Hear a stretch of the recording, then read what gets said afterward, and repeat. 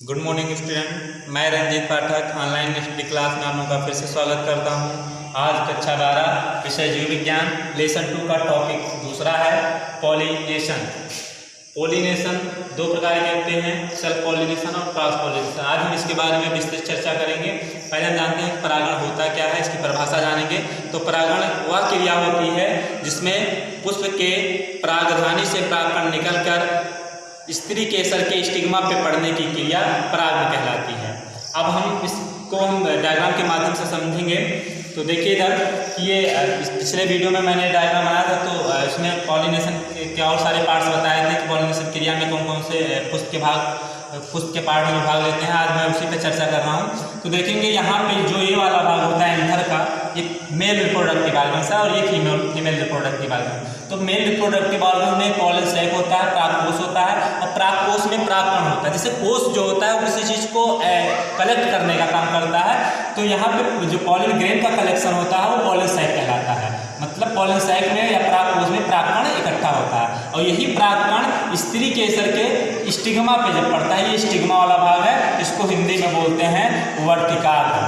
मतलब वर्तिका का आगे वाला भाग, इसको बोलते हैं स्टाइल, इसको हिंदी में बोलते हैं वर्तिका।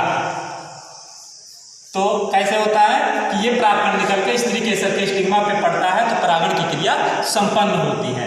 और उसके बाद फिर क्या करता है, ओवरी जो होता है ये फल का निर्माण करता है, ओव्यूल जो होता है वो बीज का निर्माण करता है। आगे की जो प्रक्रिया है वो मैं पिछले वीडियो में हम लोग को बताया था। अब हम देखेंगे परागण कितने प्रकार का होता है। तो परागण दो प्रकार का होता है, स्वपरागण और परपरागण, सेल्फ पॉलिनेशन और क्रॉस पॉलिनेशन। अब इसमें भी एक छोटे से डायग्राम के माध्यम से हम लोग को समझाने की कोशिश करूंगा कि स्वपरागण और परपरागण की क्रिया कैसे होती है, ये कैसे इसको अलग करेंगे।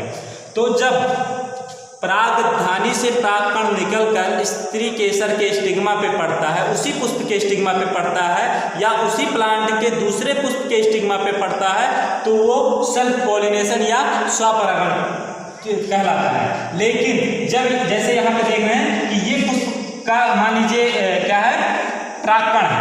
अब ये परागकण निकलकर ये एक अलग प्लांट है और इसी प्लांट के दूसरे पुष्प के स्टिग्मा पे पड़ता है। यहाँ पे स्टिग्मा है प्लांट के पुष्प का स्टिग्मा है, इसके स्टिग्मा पे पड़ता है तो क्या कहलाता है, सेल्फ पॉलिनेशन या स्वपरागण कहलाता है।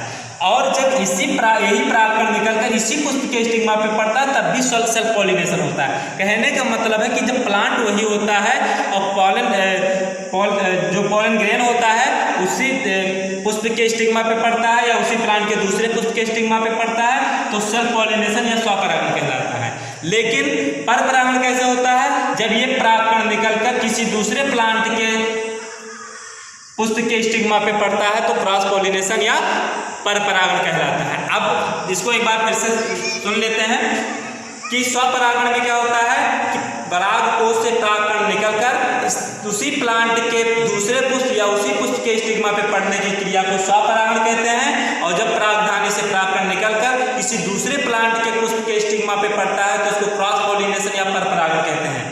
तो समझ में आया होगा शायद। तो अब आप लोग देखिएगा कि स्वपरागण क्रिया किसमें होता है, स्वपरागण क्रिया एक लिंगी या द्विलिंगी पुष्पों में होता है और इसमें माध्यम की आवश्यकता नहीं होती है, जबकि परपरागण में द्विलिंगी पुष्पों में होता है और इसमें माध्यम की आवश्यकता होती है। आप जानते हैं माध्यम क्या होता है, जैसे स्वपरागण मैंने अभी बताया कि जो स्वपरागण होता है वो उसी प्लांट के उसी पुष्प पे होता है या उसी प्लांट के दूसरे पुष्प पे होता है।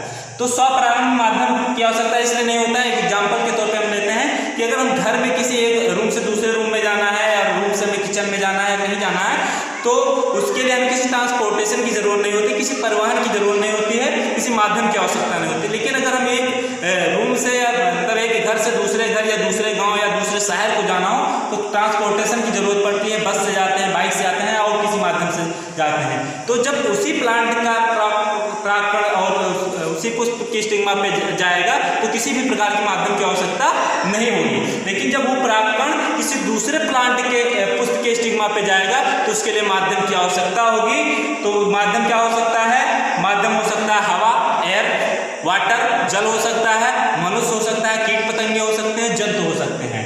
तो जैसे वायु क्या है कि हवा चली और परागकण निकलकर दूसरे प्लांट के पुष्प के स्टिग्मा पे गिर गया तो परागण क्रिया संपन्न हो गई, तो क्रॉस पॉलिनेशन या परपरागण कहलाता है। या जल के माध्यम से दूसरे पुष्प के स्टिग्मा पे परागकण पड़ गया, या मनुष्य क्या करता है कि इसके परागकण को निकाल कर दूसरे पुष्प के स्टिग्मा पे डाल दिया, वो भी एक माध्यम हो गया। और कीट पतंगे क्या होते हैं, बैठ गए इसके स्टिग्मा, जो पॉलन ग्रेन होता है इसके अपने पैरों में चिपका के इसी दूसरे पुष्प के स्टिग्मा पे बैठ जाता है और फिर वो पॉलिनेशन की क्रिया संपन्न होती है। तो ये सारी प्रक्रिया क्या होती है, क्रॉस पॉलिनेशन की होती है। बात समझ में आया?